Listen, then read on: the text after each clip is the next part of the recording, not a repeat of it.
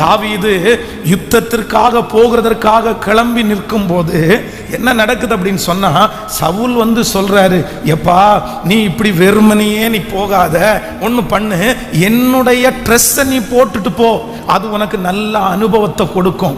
நீ அப்படி போனேன்னா ஏதாவது அவன் கல்லை தூக்கி போட்டாலோ ஏதாவது பண்ணினாலோ கொஞ்சமாவது உனக்கு பாதுகாப்பு கிடைக்கும் அப்படின்னு சொல்றாங்க.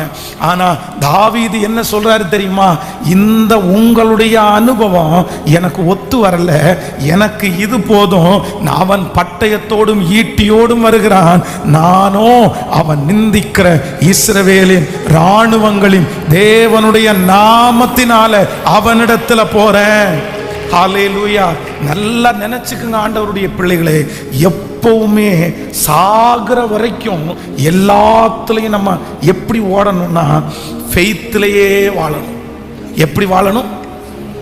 விசுவாசத்திலேயே. பக்கத்துல கையை பிடிச்சு சொல்லுங்க, விசுவாசத்துல வாழ பழகி கொள்ளுங்க, விசுவாசத்துல பெற்றுக்கொள்வதற்கு கற்றுக்கொள்ளுங்க. எல்லாத்தையும் எதுல செய்யணுமாமா? கேட்கல, நம்புறீங்களா இல்லையா? சில நேரத்தில் அனுபவம் ஒர்க் அவுட்டு கேட்கல, ஆகவே ஆகாது. நம்ம நம்பி இப்படித்தான் அப்படின்னு போவோம், ஒர்க் அவுட்டே ஆகாது. ஃபெய்த்தில் தான் போகணும்.